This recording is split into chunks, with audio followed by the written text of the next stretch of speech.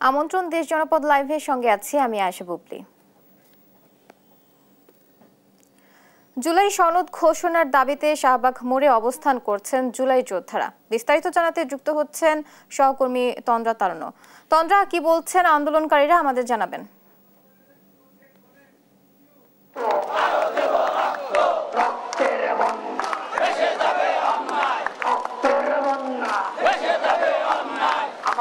বুবলি, গতকাল বৃহস্পতিবার থেকে কিন্তু তারা যে এখানে শাহবাগ মোড়ে অবস্থান করছেন এবং তাদের যে আসলে অবস্থান কর্মসূচি ছিল যে তারা এখানে থাকবেন এবং তারা কিন্তু সেটিই করেছেন। গতকাল তারা এখানে সারাদিন থাকলেও রাতেও ছিলেন এবং আজকে সকাল থেকে আমরা দেখেছি জুলাই যোদ্ধা যারা রয়েছেন তারা কিন্তু এখন এখানে অবস্থান করছেন এবং তাদের যে 3 দফা দাবিটি ছিল সেটি কিন্তু তারা এখন বলছেন তাদের দাবি না মানা পর্যন্ত তারা এখানে থাকবেন। তাদের দাবিগুলোর মধ্যে যেটি ছিল যে জুলাই ঘোষণাপত্র, জুলাই সনদ প্রদান এবং স্থায়ী বিধানে আসলে সেটি যুক্ত করা যে দাবিটি ছিল সেটি কিন্তু তারা এখনো বলছেন যে তাদের এই দাবিগুলো না মানা পর্যন্ত তাদের যে অবস্থান কর্মসূচি সেটি কিন্তু জারি থাকবে এবং সেমনটাই কিন্তু আমরা দেখতে পাচ্ছি। এখন কিন্তু যদি বলি শাহবাগ মোড়ে এখানে কিন্তু বৃষ্টি পড়ছে এবং তাদেরকে দেখতে পাচ্ছি তারা কিন্তু এই বৃষ্টির মধ্যেও তারা এখানে আছেন এবং তারা বলছেন যে আসলে তাদের দাবি না মানা পর্যন্ত তারা এখানে থাকবেন। জুলাই সনদ প্রদানের ব্যাপারে তারা যেটি বলছেন যে আসলে এটি যদি প্রদান না করা হয় তারা আসলে হুমকি মনে করছে, কিন্তু তারা বলছেন এবং যে তাদের আসলে জুলাই সনদ তাদের আসলে স্বীকৃতি দেওয়াটা অনেক বেশি জরুরি হয়ে পড়ছে। আমরা কিন্তু তারা বলছিলেন আমরা চেষ্টা করবো একটু এক দুজনের সাথে একটু কথা বলার। ভাইয়া, আপনারা জুলাই সনদ দরকার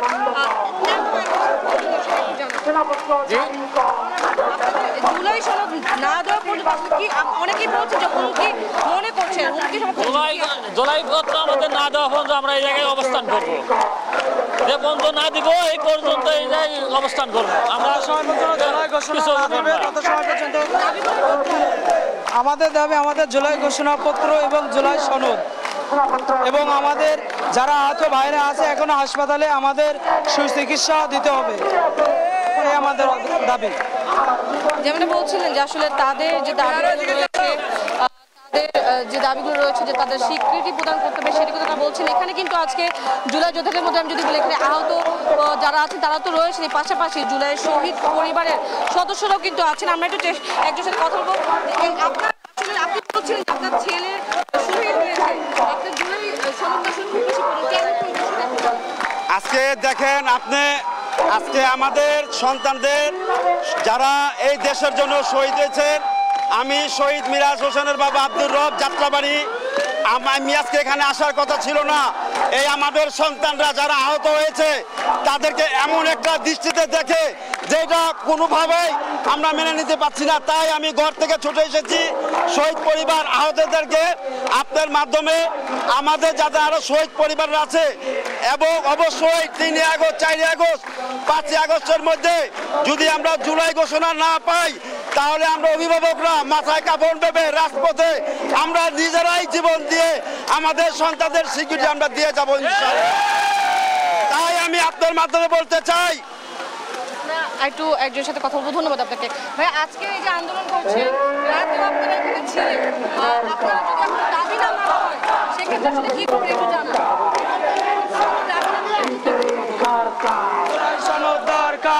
ওনাদের যে দাবিগুলো ছিল শহীদ পরিবারে যারা রয়েছেন তারাও কিন্তু এখানে এসেছেন এবং তারা যদি বলছেন যে আহত যারা রয়েছেন তাদেরকে স্বীকৃতি দেওয়ার কথা কিন্তু তারা জানিয়েছেন।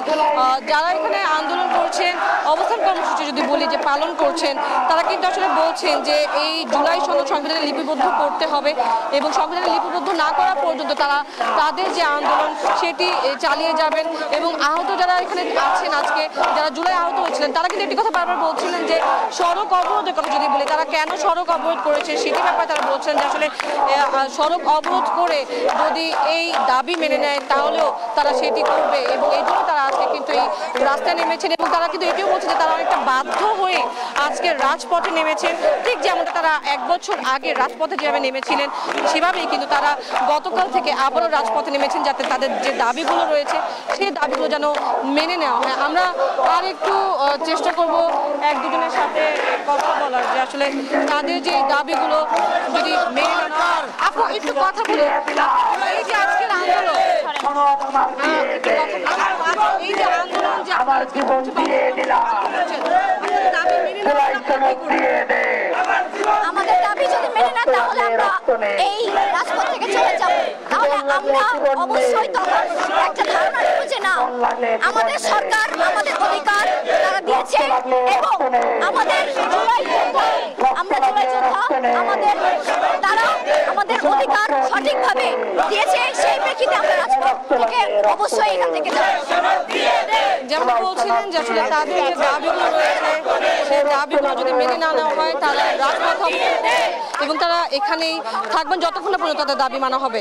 তো বুবলি, এই ছিল আমার কাছে শাহবাগ মোড় থেকে সর্বশেষ। চন্দ্রা, আপনাকে ধন্যবাদ। চাঁপাইনবাবগঞ্জের সোনা মসজিদ স্থল বন্দরে সংশ্লিষ্ট সব বিভাগের সঙ্গে মত বিনিময় করবেন নৌ পরিবহন মন্ত্রণালয়ের উপদেষ্টা এম শাখাওয়াত হোসেন। বিস্তারিত জানাতে যুক্ত হচ্ছেন সহকর্মী তারেক রহমান। তারেক, কখন শুরু হবে মত বিনিময় এবং কি কি বিষয়ে গুরুত্ব পাবে, বিস্তারিত জানাবেন। বুবলি, ধন্যবাদ আপনাকে। বর্তমানে অন্তর্বর্তীকালীন সরকার ক্ষমতা গ্রহণের পর আজকে প্রথমবারের মতো মন্ত্রণালয়ের উপদেষ্টা ব্রিগেডিয়ার অবসরপ্রাপ্ত শাখাওয়াত হোসেন তিনি আজকে সোনা মসজিদ স্থল বন্দরের বেসরকারি পানামা পোর্ট লিমিটেড যে কনফারেন্স রুম রয়েছে সেই রুমে কিন্তু বন্দর সংশ্লিষ্ট যে সংগঠনগুলো রয়েছে তাদের সঙ্গে মত বিনিময় করবে। আমরা যে বিষয়টি জানতে পেরেছি, চাঁপাইনবাবগঞ্জ সোনা মসজিদ স্থল বন্দরের কাস্টম, পানামা পোর্ট লিমিটেড, আমদানি রপ্তানিকারক, সিএনএফ এজেন্ট অ্যাসোসিয়েশন এবং অন্যান্য যে বন্দর সংশ্লিষ্ট যে সংগঠনগুলো আছে তাদের সঙ্গে তারা কথা বলবেন বলে আমরা জানতে পেরেছি। আপনাকে যদি বুবলি একটু আমি জানাতে চাই যে গত অর্থ বছরে কিন্তু চাঁপাইনবাবগঞ্জে প্রায় 200 কোটি টাকার উপরে রাজস্ব ঘাটতি হয়েছে। এই রাজস্ব ঘাটতি কিভাবে আসলে কুলিয়ে উঠা যায় এবং রাজস্ব আহরণ যেন কোনো ক্রমে যেন বঞ্চিত না হয় এই পোর্ট থেকে, সে বিষয়টি গুরুত্ব দেওয়া হবে। এবং এই পোর্ট দিয়ে কিন্তু ভারতে বিভিন্ন পণ্য আগে রপ্তানি হতো, বিশেষ করে কাপড় সহ অন্যান্য পণ্যগুলো, সে পণ্যগুলো কিন্তু হঠাৎ করে কিন্তু বন্ধ হয়ে গেছে ভারতের রপ্তানি। এক্ষেত্রে কিন্তু রাজস্বে ধস নেমে এসেছে। আমরা আরেকটু যদি বলতে চাই আপনাকে, আমি গত 2015 সালে চাঁপাইনবাবগঞ্জ 1 আসনের সংসদ সদস্য গোলাম রাব্বানী যখন এখানকার সংসদ সদস্য ছিলেন, তিনি তখন একজন এনবিআর কর্মকর্তার বিরুদ্ধে নানা রকম কথা বলেছিলেন। এই পানামা পোর্টে সফর হয়েছে, এরপর থেকে কিন্তু মুখ থুবড়ে পড়েছিল এই সোনা মসজিদ স্থল বন্দরটি। তারপর থেকে কিন্তু রাজস্ব আহরণে ধস নেমে এসেছে। বিশেষ করে ফল জাতীয় বা বিভিন্ন যেসব পণ্যে আর কি রাজস্ব আহরণ বেশি হয়ে থাকে সেসব পণ্যগুলো একরকম বন্ধ হয়ে গেছে। এখানে অন্যান্য বন্দরের চেয়ে এই বন্দরটি একেবারে বৈষম্যের শিকার বলে ব্যবসায়ীরা আমাদেরকে বলছেন। ব্যবসায়ীরা বলছেন নানান জটিলতা, ব্যবসায়ীরা যে বিষয়টি বলছেন রাজনৈতিক সংকট, এটা আসলে দ্রুত সময়ের মধ্যে সমাধান করা দরকার। তাহলে কিন্তু এই বন্দরে যেমন গতি ফিরে আসবে তেমনি কিন্তু আহরণ হবে রাজস্ব। এখানে কিন্তু আগে প্রায় 2 থেকে 2.5 হাজার শ্রমিক কাজ করতে এই বন্দরটিতে, এখন 7 থেকে 800 শ্রমিক কাজ করে। তা আবার অনেকে কাজ পায় না, তাদেরকে এসে কিন্তু ফিরে যেতে হয় এই কাজের অভাবে। এক্ষেত্রে কিন্তু একবারে এখন বর্তমানে ছাই, পাথর এবং ভুসি ভুট্টার বন্দরে পরিণত হয়েছে বন্দরটিতে কিভাবে ফল আমদানি করা যায় বা অন্যান্য যে রাজস্ব যে পণ্যগুলোতে বেশি, সেই পণ্যগুলো কিভাবে রপ্তানি করা যায় সে বিষয়টিতে জোরদার যেটা ব্যবসায়ীরা আমাদেরকে জানিয়েছেন। ব্যবসায়ীরা বলছেন যেহেতু প্রথমবারের মতো এই অন্তর্বর্তী সরকারের একজন উপদেষ্টা, গুরুত্বপূর্ণ উপদেষ্টা এই বন্দরের সফরে আসছেন, তার কাছে তারা দাবি তুলবেন যে এই বন্দরটিকে যেন আগের মতো সচল করা হয় এবং যেসব জটিলতাগুলো আছে, বিশেষ করে কাস্টমসের জটিলতা আছে কিছু, তারপর ভারতের জটিলতা আছে কিছু, দুই দেশের আভ্যন্তরীণ যে জটিলতাগুলো আছে সেই জটিলতাগুলো যেন দ্রুত সময়ের মধ্যে নিরসন হয় সেই বিষয়টি তারা গুরুত্ব আরোপ করেছেন।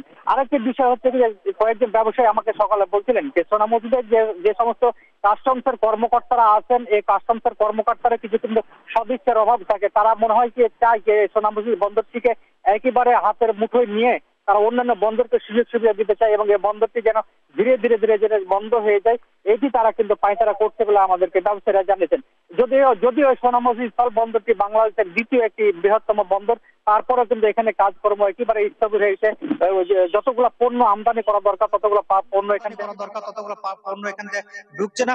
আমরা কথা বলেছিলাম সোনা মসজিদ পানামা পোর্ট লিমিটেডের কর্মকর্তাদের সঙ্গে, তারা বলছে তাদের যথেষ্ট পরিমাণে ক্যাপাবিলিটি আছে, তাদের ওয়্যার হাউস আছে, তাদের যথেষ্ট পরিমাণ শেড আছে, তাদের অত্যাধুনিক যন্ত্রপাতি আছে, যে কোনো মূল্যে তারা কিন্তু তারা কিন্তু সেবা দেওয়ার জন্য প্রস্তুত রয়েছে ব্যবসায়ীদেরকে। তারপরেও কিন্তু এখানে যথেষ্ট পরিমাণ পণ্য আমদানি হচ্ছে না। এই পণ্য আমদানি না হওয়ার কারণে কিন্তু রাজস্ব ঘাটতি দেখা দিয়েছে এবং ব্যবসায়ীরা কিন্তু এ বন্দর ছেড়ে, যেহেতু সুযোগ সুবিধা নেই, এ বন্দর ছেড়ে অন্য বন্দরে তারা চলে যাচ্ছে। তো বুঝলি, এই ছিল আমার কাছে এই সোনামুজিস্তাল বন্দর থেকে সর্বশেষ পরিস্থিতি।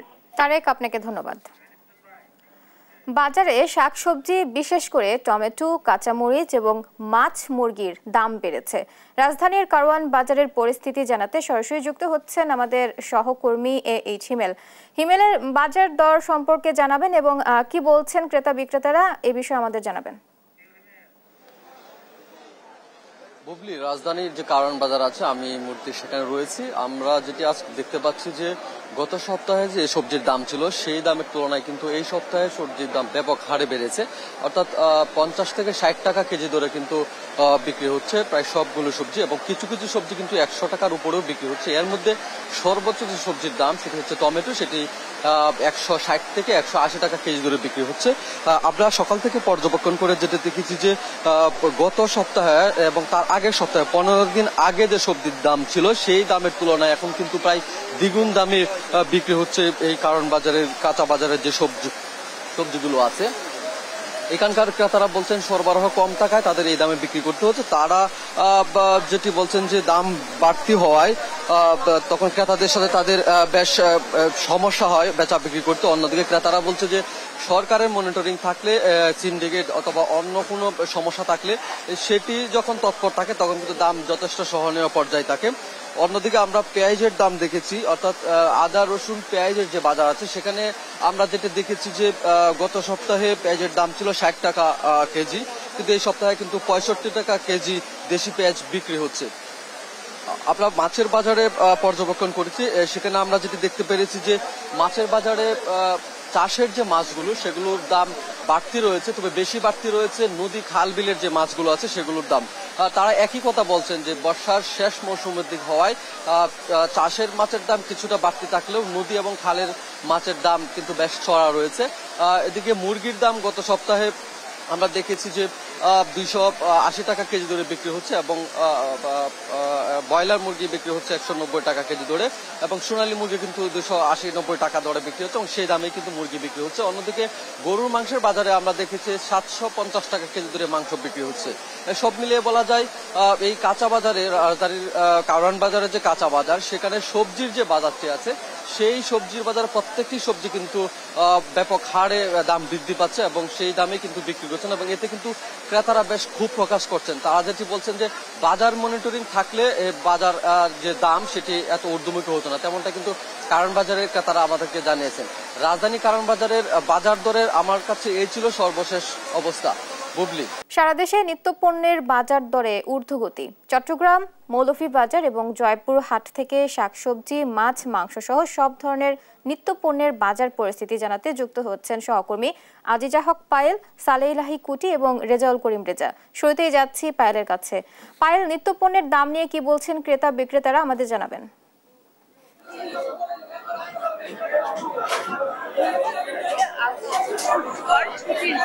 এই ছুটির দিনে ক্রেতাদের বাজারে ভিড় একটু বেশি দেখা যায়, তবে টানা বৃষ্টিতে চট্টগ্রামের বাজারগুলো ঘুরে দেখা যাচ্ছে চট্টগ্রামের সকল বাজারের দরদাম একটু বেড়েছে। গত সপ্তাহের তুলনায় মাছের দামও বেড়েছে দ্বিগুণ। 50 থেকে 100 টাকা পর্যন্ত মাছের দাম বেড়েছে বলে জানা যাচ্ছে। সমুদ্রে ট্রলার যাওয়া বন্ধ রয়েছে সিগন্যালের কারণে, যে বৈরী আবহাওয়ার কারণে, সেই জন্য মাছের দাম বেড়েছে বলে জানা যাচ্ছে। চট্টগ্রামের বাজারে যে চিত্র আমরা দেখতে পাচ্ছি, সেই ক্ষেত্রে বলা যায় চট্টগ্রামের মাছের বাজারের পাশাপাশি শাকসবজিরও দাম বেড়েছে, সেই সাথে দাম বেড়েছে, হু হু করে দাম বাড়ছে চালেরও। চট্টগ্রামের প্রতি কেজি মাছের দাম বেড়েছে 50 থেকে 100 টাকা। যেই লইটিয়া মাছ বিক্রি করা হতো 150 টাকা, সেই মাছ এখন বিক্রি করা হচ্ছে 200 থেকে 250 টাকা। সেই সাথে বেড়েছে পুকুরের মাছ, রুই, কাতল, সেই মাছেরও দাম বেড়েছে 50 থেকে 100 টাকা। চিংড়ি মাছেরও দাম বেড়েছে। এখন যেহেতু ভরা মৌসুম ইলিশের, এই ইলিশ মাছও কিন্তু এখন সংকটে রয়েছে। ইলিশ মাছও নাগালের বাইরে বলছে ক্রেতারা। চট্টগ্রামে যে সকল শাকসবজি পাওয়া যাচ্ছে, সকল শাকসবজিতেও দাম বেড়েছে 10 থেকে 20 টাকা। প্রতি কেজি সবজি পাওয়া যাচ্ছে 60 থেকে 80 টাকা। তবে একটু ভালো এবং বড় সাইজের সবজি যেমন বরবটি, বেগুন, এগুলো দাম বেড়েছে 80 থেকে 100 টাকা পর্যন্ত এগুলো বিক্রি করা হচ্ছে। তবে টমেটোর দামও আরো বেড়েছে বলে জানা যায়।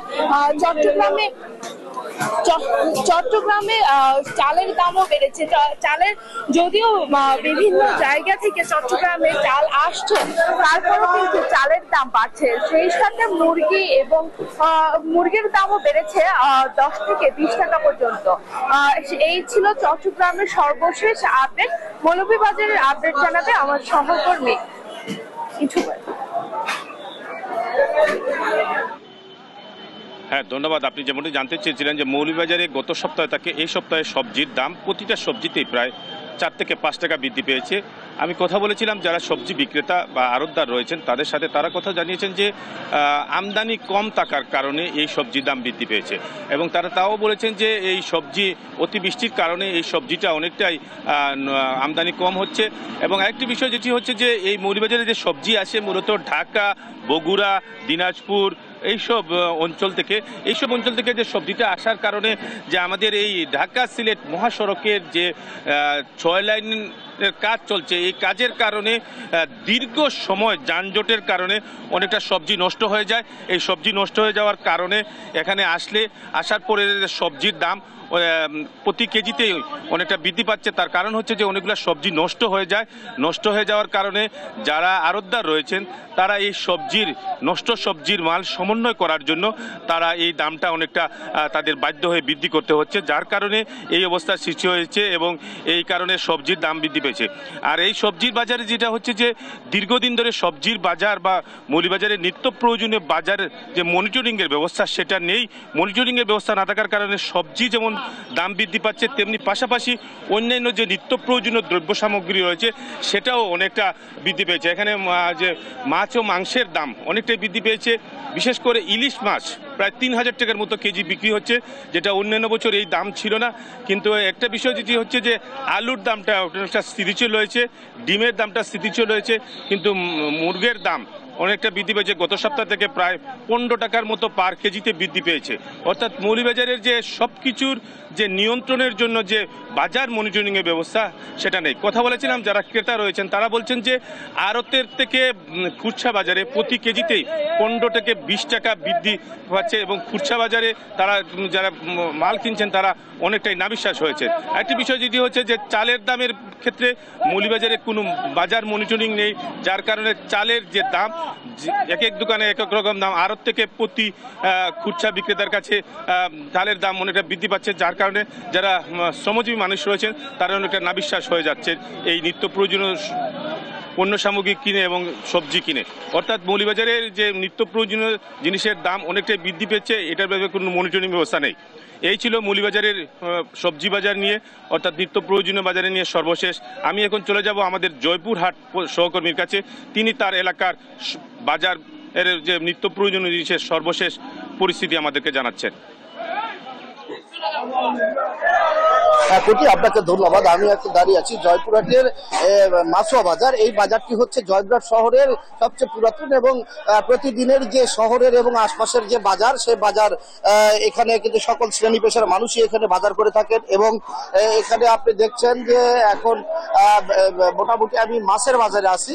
মাছের বাজারে কিন্তু এসে যে প্রতিক্রিয়া আমি দেখেছি সাধারণ ক্রেতাদের মধ্যে, যে এই যে বর্ষা মৌসুম চলছে, এই বর্ষা মৌসুমে কিন্তু মাছের দাম কিন্তু অনেকটাই অন্যান্য বছর কম থাকে। তো এই বছর যেটা তারা যেটি জানিয়েছেন যে এই বছর অনেকটাই দাম বেশি।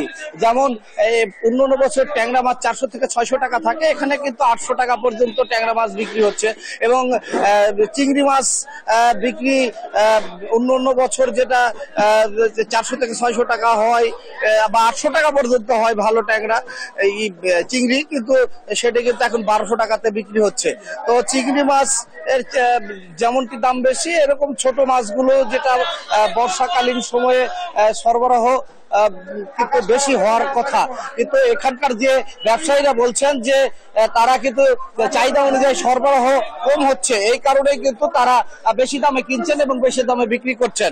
তো এখানে একজন ক্রেতার সঙ্গে আমি কথা বলে জানতে চাইবো যে আপনি তো বাজার করতে এসেছেন বা মাছ কিনতে এসেছেন, মাছের কি অবস্থা? মাছের অবস্থা বাজারে খুবই দাম বেশি। আমরা মধ্যবিত্ত ফ্যামিলির মানুষ, এত টাকা দিয়ে মাছ কেনা আমাদের পক্ষে সম্ভব নয়। যেখানে এই বর্ষার মৌসুমে মাছের দাম কম হওয়ার কথা ছিল, কিন্তু ট্যাংরা মাছ সেখানে দেখতেছি 400 টাকা 500 টাকা কেজির ভেতরে 700-800 টাকা কেজি, এবং চিংড়ি মাছ যেখানে 400-500 টাকা কেজি হওয়ার কথা ছিল সেখানে 1000-1200 টাকা কেজি। এত দাম দিয়ে আমাদের এই মাছ কেনা আমাদের পক্ষে সম্ভব নয়। তো সরকারের কাছে একটি অনুরোধ করব, যেন বাজার মনিটরিংটা ভালোভাবে করে, যেন আমরা মধ্যবিত্ত ফ্যামিলি মানুষেরা ভালোভাবে পণ্য কিনে ভালোভাবে জীবন তৈরি করতে পারি। ধন্যবাদ। তো আমি এখানকার একজন ব্যবসায়ীর সাথে জানতে চাইবো যে মাছের দাম এবারে বেশি কেন? এবারে বেশি হওয়ার কারণ যে আমদানি কম হচ্ছে। অন্যান্য বছর তো আমদানি হয়তো, যার কারণে দামটা কম ছিল, এ কারণে এবারে মাছের দামটা একটু বেশি। গৃহস্থরা মাছ কম পাচ্ছে। যে চিংড়িটা বিক্রি হচ্ছে 800 টাকা, সেখানে পাইকারি হচ্ছে 1250 থেকে 1300 টাকা। মানুষ কিভাবে মাছ কিনবে? আমরাও তো হিমশিম খেয়ে যাচ্ছি। তো সর্বোপরি বলা যায় যে আসলে এখানকার যে সাধারণ যে ভোক্তারা তারা যেটি জানিয়েছেন যে এবারে কিন্তু মাছের দাম অনেকটাই বেশি। এবং আমি যদি বলি যে অন্যান্য মাছের কিন্তু যেগুলো পুকুরে চাষ হয় যে মাছগুলো, সেই মাছগুলো কিন্তু দাম বেড়েছে। তো 100 টাকা বা 50 টাকা, 100 টাকা, 150 টাকা পর্যন্ত দাম বেড়েছে। তবে ক্রেতারা যেটি বলছেন যে এখানে মাছের বাজারে মনিটরিংটা জোরদার করা উচিত। যদি মুরগির বাজার বলি, সে মুরগির বাজারে প্রতি কেজিতে 10 থেকে 20 টাকা বেড়েছে। সোনালী মুরগি এখানে বিক্রি হচ্ছে 280 টাকা, এবং এখানে যে ব্রয়লার মুরগি বিক্রি হচ্ছে 150 টাকা। এবং মাংসের বাজার যদি বলি, গরুর মাংস বিক্রি হচ্ছে 700 টাকায় এবং খাসির মাংস বিক্রি হচ্ছে 1100 টাকা। তো সর্বোপরি বলা যায় যে এখানকার যে সাধারণ ক্রেতারা তারা মোটামুটি যেটি জানিয়েছেন যে একটি জিনিসের দাম বাড়ে, একটি জিনিসের দাম কমে। অর্থাৎ সবজির দাম যদিও হাতের নাগালে যখন আসে, মাছ মাংসের দাম তখন কিন্তু বেশি হয়।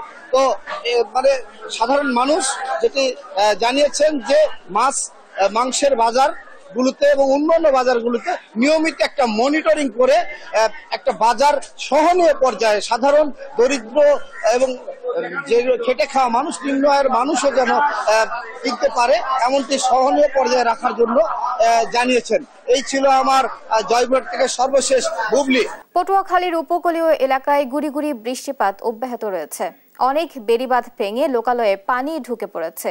অস্বাভাবিক জোয়ারের পানি এবং টানা বৃষ্টিতে তলিয়ে গেছে আমনের বীজতলা।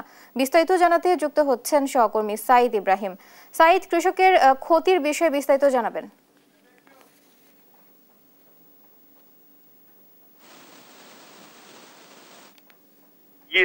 এতে ক্ষতিগ্রস্ত হয়েছে বেড়িবাঁধ গুলো। আমি যদি দেখাই তাহলে দেখবেন যে এই যে আমি এখন দাঁড়িয়ে আছি পটুয়াখালী পায়রা নদীর পারে, এখানে আসলে এই নদীর তীব্র স্রোতে এই এলাকার যে স্থানগুলো আছে সেই স্থানগুলো আসলে তলিয়ে গেছে এবং ওভার হয়ে কিন্তু পানির লোকালয়ে ঢুকে গিয়েছে। এই পায়রা নদীর তীব্র ভাঙনে দুমকি উপজেলার আঙ্গারিয়া, মির্জাগঞ্জ উপজেলার পিঁপড়েখালী ও আশেপাশের গ্রাম, সদর উপজেলার কালীচন্না গ্রামের শতাধিক পরিবার আজ দিশেহারা। এই পটুয়াখালীর পায়রা নদী ছাড়াও গলাচিপা নদীর ভাঙনের ডাকো ইউনিয়নের 3টি গ্রাম কিন্তু ক্ষতিগ্রস্ত হয়েছে। এছাড়া রাঙ্গাবালি চালিতাবনিয়া ইউনিয়নের চরমভাবে কিন্তু বিপর্যস্ত হয়েছে। আপনাকে যদি একটু বলি যে গলাচিপা উপজেলার যে আগুনমুখা ও তেঁতুলিয়া নদী আছে তার ভাঙনে কিন্তু ঘর বাড়ি জমি এবং গুরুত্বপূর্ণ স্থাপনা মসজিদ মাদ্রাসা কবরস্থান এই সবগুলো কিন্তু বিলীন হয়ে গিয়েছে। তাদের জীবন জীবিকা এখন আপনার হুমকির মুখে এবং সামান্য জলশ্বাসে কিন্তু ঘর বাড়ি ফসলি জমি কিন্তু সবকিছু তলিয়ে গিয়েছে। এছাড়া ক্ষতিগ্রস্তরা বলছেন যে তারা কিন্তু কোনো আসলে খাবার দাবার কোনো কিছু চায় না, তারা কিন্তু টেকসই ভেরিবাদ চাইতেছেন এবং এছাড়া এখানে ভাঙনের শিকার হতে তারা কিন্তু বছর পর বছর ধরে এই টেকসই বাঁধের নদী জানালেও কিন্তু কোনো কার্যকর পদক্ষেপ নিতেছে না। এছাড়া পটুয়াখালী জেলা পানি উন্নয়ন বোর্ডের আওতাধীন 1340 কিলোমিটার কিন্তু ভেরিবাদ রয়েছে এবং এই ভেরিবাদ গুলো কিন্তু আপনার অরক্ষিত আছে। এছাড়া আমি কথা বলেছি এই ভেরিবাদের পটুয়াখালী জেলার যে আপনার যে ইঞ্জিনিয়ার রাকিবুল ইসলাম তিনি আমাকে জানিয়েছেন যে আপৎকালীন সময়ে যে এই যে যেখান থেকে ভেঙে যায় বা ভাঙা অবস্থা থাকে সেই জায়গাগুলো তো আপৎকালীন সময় তারা বাদ দিয়ে থাকেন। এছাড়া এই ভেরিবাদের আসলে যে পরিমাণ বাজেট দরকার সেই বাজেট কিন্তু আসলে বাংলাদেশে করা সম্ভব নয় এবং এছাড়াও এই বর্ষার জন্য কিন্তু আপনার তলিয়ে গেছে বীজতলা যেখানে কৃষকরা আসলে হুমকির মুখে আছেন। এছাড়াও কিন্তু আপনার যারা সবজি চাষী তারাও কিন্তু অনেক সমস্যার ভিতরে আছেন বলে আমাকে জানিয়েছেন। এই ভেরিবাদ যতদিন পর্যন্ত ততদিন পর্যন্ত কিন্তু আসলে এই ভেরিবাদের পারে যে মানুষগুলো আছে তারা আসলে উৎকণ্ঠার ভিতরে দিন পার করবেন এমনটাই জানিয়েছেন তারা। এই ছিল পটুয়াখালী থেকে ভেরিবাদ নিয়ে আমার কাছে এখনকার মতো তথ্য। আমরা ফিরে যাব স্টুডিওতে বুবলির কাছে। সাইদ আপনাকে ধন্যবাদ। পঞ্চগড়ে বৃষ্টি জাতীয় প্রেস ক্লাবে জামায়াতের আলোচনা সভায় বক্তব্য রাখছেন এনসিপির মুখ্য সমন্বয়ক নাসির উদ্দিন পাটোয়ারি। চলে যাচ্ছি সেখানে। এবং এই গণ অভ্যুত্থানে আমরা দেখেছি মিডিয়া পাড়া থেকে কোনো একটা মিছিল নিয়ে আসে নাই, প্রশাসন থেকে একটা মিছিল আসে নাই, রাষ্ট্রযন্ত্র আমরা এগুলো ভাঙবো। আমরা এই পরিস্থিতির মধ্যে দিয়ে যাচ্ছি, আপনারা সে লড়াইয়ে থাকবেন ইনশাআল্লাহ। বাংলাদেশে যারা দক্ষিণপন্থার ঝুলুর ভয় দেখিয়ে বাংলাদেশে নতুন একটি নাটক জজমিয়া নাটক সৃষ্টি করতে চাচ্ছে, আমরা সে সংঘাত থেকে তাদেরকে পরিহার করার জন্য এবং বাংলাদেশের জনমানুষের কৃষ্টি ভ্যালুজ কালচারের সম্মান প্রদর্শন করার জন্য আজকের এই প্ল্যাটফর্ম থেকে তাদেরকে অনুরোধ জানাচ্ছি। পরিশেষে জাতীয় নাগরিক পার্টির পক্ষ থেকে রাজনৈতিক ব্যক্তিবৃন্দ শহীদ ফ্যামিলি যারা উপস্থিত হয়েছেন আপনাদের সন্তান হিসাবে এবং বিভিন্ন ন্যাশনাল যারা রাজনৈতিক ব্যক্তিবর্গ জামায়াত ইসলামী এখানে এসেছেন এবং বক্তব্য দিয়েছেন, ভবিষ্যতে বাংলাদেশের পরিবর্তনে আপনাদের অবদান অনস্বীকার্য থাকবে। আপনাদেরকে ধন্যবাদ জানিয়ে আমার বক্তব্য শেষ করছি। আসসালামু আলাইকুম। দর্শক, জাতীয় প্রেস ক্লাবে জামায়াতের আলোচনা সভায় বক্তব্য রাখছিলেন এনসিপির মুখ্য সমন্বয়ক নাসির উদ্দিন পাটোয়ারি। আমরা এখন চলে যাচ্ছি অন্য প্রসঙ্গে। পঞ্চগড়ে বৃষ্টি না থাকায় পাট চাক দিতে পারছেন না কৃষক। বিস্তারিত জানাতে যুক্ত হচ্ছেন সহকর্মী রাশিদুজ্জামান বাবু। বাবু, এখন কি উপায়ে পাট চাক দিচ্ছেন আমাদের জানাবেন। শুভ সকাল বুপলি। আসলে সোনালী আঁশ পাট এখন কৃষকের জন্য কিন্তু অনেকটা সর্বনাশ এই জন্য যে আষাঢ় এবং শ্রাবণ, আষাঢ় মাস গত হলেও কিন্তু শ্রাবণ কিন্তু মাঝামাঝি সময় পেরিয়ে গেছে। এর মধ্যে কিন্তু যে কাঙ্ক্ষিত বৃষ্টি সেই বৃষ্টি কিন্তু এখনো দেখা মিলছে না, যেই কারণে কিন্তু কৃষকেরা অনেকটা বিপাকে রয়েছে। আমরা যদি দেখেছি যে পঞ্চগড়ের বিভিন্ন এলাকায় ঘুরে দেখেছি যে আসলে এখনো পর্যন্ত অনেকেই পাট জমিতে ফেলে রেখেছেন, তারা কিন্তু আসলে সময় মতো পাট কাটতে পারতেছে, অথচ কিন্তু পাটের যে সময় কর্তনের যে সময়টুকু সেই সময়টুকু কিন্তু অতিবাহিত হচ্ছে। অনেকে কিন্তু উপায় না পেয়ে কিন্তু পাট কেটে জমিতে ফেলে রাখছেন। অনেকে আবার আমরা দেখেছি যে পাট কেটে অন্যত্র নিয়ে যাচ্ছেন, অর্থাৎ ভ্যানে বা মাহেন্দ্র করে কিন্তু তারা নিয়ে যাচ্ছেন বলে এরকম আমরা লক্ষ্য করেছি। এরকম যখন অবস্থা তখন আমরা কৃষকের সাথে কথা বলেছি। কৃষকরা আমাকে যেমনটি জানিয়েছে যে এবারে আসলে পাট উৎপাদন থেকে থেকে শুরু করে এখন পর্যন্ত খরচ কিন্তু প্রচুর পরিমাণ হয়েছে এবং নতুন করে যে পাট জাগ দিবে এই পাট জাগ দিতে গিয়ে কি আমরা দেখেছি যে বাড়তি যে খরচ যোগ হয়েছে তাতে উৎপাদন খরচ কিন্তু অনেকাংশে বেড়ে গেছে বলে আমরা শুনেছি এবং কথা কৃষকদের সাথে বলেছি, তারা আমাকে এমনটি জানিয়েছে। কৃষি সম্প্রসারণ অধিদপ্তরের সাথে আমরা কথা বলেছি, কৃষি সম্প্রসারণ অধিদপ্তর বলেছে যে লক্ষ্যমাত্রার চেয়ে কম জমিতে এবার পাট চাষ হয়েছে। যদিও লক্ষ্যমাত্রা ছিল ৯,২০০ হেক্টর জমিতে, কিন্তু উৎপাদন হয়েছে ৯,৬০০ হেক্টর জমিতে, ফলে উৎপাদনও কিন্তু কম। কিন্তু বাজার দর কিন্তু এখন আমরা যদি লক্ষ্য করি, বাজার দর মোটামুটি কিন্তু আসলে অনেক কৃষকের লাগানের মধ্যে রয়েছে, অর্থাৎ ভালো দাম পাচ্ছে। কৃষকেরা প্রতি মন পাট বিক্রি করছে প্রায় ৩৬০০ থেকে ৩২০০ টাকা করে বিক্রি করছে। আমরা যদি কথা বলতে চাই একজন কৃষকের সাথে, আপনার কাছে জানতে চাই যে বৃষ্টি তো নাই আকাশে, তো পাট কিভাবে জাগ দিচ্ছেন? এখন বৃষ্টি তো নাই আকাশের পানি তো নাই, পাটের সময় শেষ হয়ে যাচ্ছে, সময় আর অত বেশি নাই এখন, এই জন্য এমন করে কাটে নিয়ে যায় অন্য জায়গায় জাগ দেওয়া লাগছে। এতে আমাদের ভাড়া খরচটা একটু বেশি হচ্ছে। ধন্যবাদ আপনাকে। আমরা শুনছিলাম যে আসলে পাট জাগ দেওয়ার যে খরচ সেটি বাড়তিভাবে জড়েছে, সেই কারণে কিন্তু উৎপাদনের খরচটা অনেকাংশে বেড়ে গেছে। এই ছিল পঞ্চগড় থেকে পাট নিয়ে আমার কাছে সর্বশেষ বুবলি। ৩ দিন পর ভোলার অভ্যন্তরীণ রুটে চালু হয়েছে লঞ্চ চলাচল। বিস্তারিত জানাতে যুক্ত হচ্ছেন সহকর্মী ছোটন সাহা। ছোটন, বৃষ্টিপাত কি কমেছে কিনা এবং লঞ্চ চালুর বিষয়ে বিস্তারিত জানাবেন।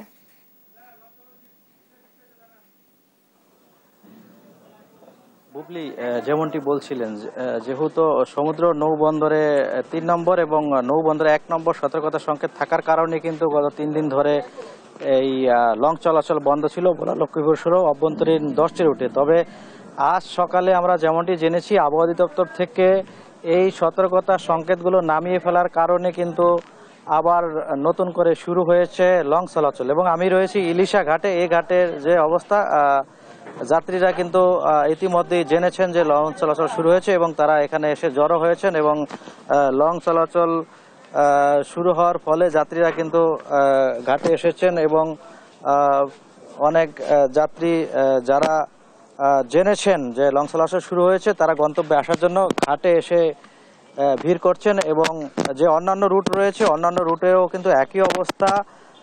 যারা আটকে পড়েছিলেন এই গত 3 দিন ধরে বৈরী আবহাওয়ার কারণে লঞ্চ চলাচল বন্ধ থাকায়, তারা কিন্তু এখন গন্তব্যের উদ্দেশ্যে রওনা করছেন। এবং যদিও আবহাওয়ার যে অবস্থা বলা যায় আগের চেয়ে একটু ভালো, এবং সকাল থেকে আমরা দেখেছি জেলা জুড়ে ভারী বর্ষণ বয়ে গেছে, প্রায় 23 মিলিমিটার বৃষ্টিপাত সকাল থেকে হয়েছে, এমনটি আমরা জেনেছি। তো সব মিলিয়ে আমাদেরকে নৌবন্দরের কর্মকর্তা বলছিলেন যে সতর্কতা সংকেত নামিয়ে ফেলার কারণেই কিন্তু নৌযান চলাচলগুলো স্বাভাবিক রাখা হয়েছে, এমনটি তিনি আমাদেরকে বলছিলেন। এবং একই সাথে এই আবহাওয়ার বৈরীভাবের কারণে কিন্তু নদ নদীর পানিও কিন্তু অনেকটাই বৃদ্ধি পেয়েছে এবং গতকালকেও বিপদসীমা অতিক্রম করেছে এবং আজও জোয়ার এলে সেটি বিপদসীমা অতিক্রম করতে পারে, এমনটি আমরা জেনেছি। তো সেক্ষেত্রে আমরা সাধারণত দেখে থাকি যে উপকূলের যে সমস্ত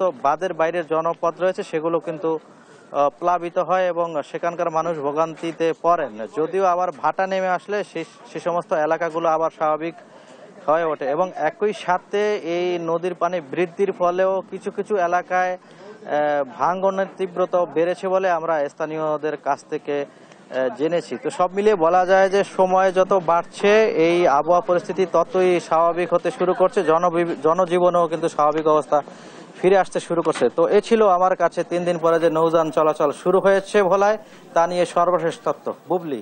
ছোটন, আপনাকে ধন্যবাদ।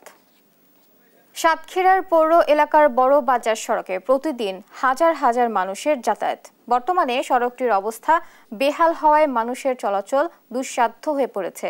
বিস্তারিত জানাতে যুক্ত হচ্ছেন সহকর্মী শরীফুল্লাহ কায়সার সুমন।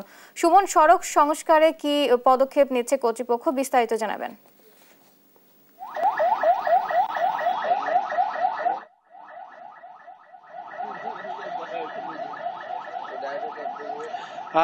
বুবলি, দাঁড়িয়ে আছি সাতক্ষীরার যে পিএন হাই স্কুল থেকে বড়বাজার যে সড়ক, এই সড়কটি দিয়ে কিন্তু সাতক্ষীরার সদর উপজেলার ফিংড়ি সহ এখানকার বিভিন্ন অঞ্চলের হাজার হাজার মানুষের যাতায়াতের একটি গুরুত্বপূর্ণ রাস্তা, কিন্তু এই রাস্তাটি অন্তত 10 বছর ধরে এই দুর্দশার মধ্যে রয়েছে। এখানে বড়বাজারের যেসব পাইকারি পণ্য এখান থেকে যাতায়াত করা হয় সেগুলো বিশেষ করে ট্রাক, মিনি ট্রাক, এগুলো কিন্তু ভেঙেও পড়ে থাকতে দেখা যায় এবং মানুষের এত দুর্দশা যে এখানে কাদা পানিতে মানুষদের পড়ে যেতেও দেখা যায়। এই অবস্থায় ভ্যান, রিক্সা, সাইকেল কেউ কিন্তু এখানে আসতে চায় না সচরাচর। এখানকার যারা ব্যবসায়ী তারাও অনেকটা অতিষ্ঠ। কি অবস্থায় রাস্তা? এই রাস্তা তো বেহাল অবস্থা আজকে 10 বছর যাবত, কিন্তু এর তো কোনো সরা তো আমরা তো দেখতেছি না, কিংবা সরকারও তেমন পদক্ষেপ নিচ্ছে না। কত ভ্যান যে ভেঙে গেছে এই রাস্তায়, তার কোনো ইয়াত্তা নাই। অ্যাক্সিডেন্ট হচ্ছে সেই সঙ্গে সঙ্গে এই যাতায়াত। আর এমন একটা রাস্তা যে আমাদের এই কি বলে শহরের প্রাণ কেন্দ্র বড়বাজার, এইটি সবচেয়ে মেন জায়গা, সেই জায়গায় থেকে এত রাস্তা খারাপ, এইটা খুব দুঃখজনক ঘটনা। যাই হোক, আমরা সরকারের কাছে সুদৃষ্টি কামনা করছি যেন দ্রুত এই রাস্তাটা বাস্তবায়ন করার জন্য অনুরোধ জানাচ্ছি। পৌর কর্তৃপক্ষ আসলে কি বলছে? পৌর কর্তৃপক্ষ বলছে হবে, আমাদের আশ্বাস দিচ্ছে, কারণ কবে হবে আমরা নিজেই জানি না। হ্যাঁ, বুবলি, আমরা যেমনটি শুনতে পাচ্ছিলাম যে এটা আর এখানকার নাগরিকরা আসলে আশ্বাসের মধ্যেই আছে যে এখানে এই রাস্তা ঠিক হবে। এই 10 বছর যাবত আসলে এখানে এভাবেই বারবার আশ্বাসের মধ্যে রাখা হয়েছে। এত গুরুত্বপূর্ণ সড়কটি, এর দুই পাশে যে দোকান এবং প্রতিষ্ঠানগুলো আছে, এখানে অন্তত 3-4টি, এই রাস্তাতে 3-4টি গুরুত্বপূর্ণ শিক্ষা প্রতিষ্ঠান আছে। সেখানে পরীক্ষার্থীরা পরীক্ষা দিতে এসেও কিন্তু তারা পড়ে যাচ্ছে, ভিজে যাচ্ছে এবং বাজার করতে আসা লোকজনদের মধ্যেও কিন্তু একই করুণ চিত্র দেখা যাচ্ছে। এই অবস্থায় সাধারণ মানুষের স্পষ্ট বক্তব্য, এটি দ্রুতই ঠিক করতে হবে এবং মানুষের চলাচলের ব্যবস্থাটি দ্রুত সংস্কার করে দেখাতে হবে পৌর কর্তৃপক্ষকে। এই ছিল সর্বশেষ। বুবলি, সুমন, আপনাকে ধন্যবাদ।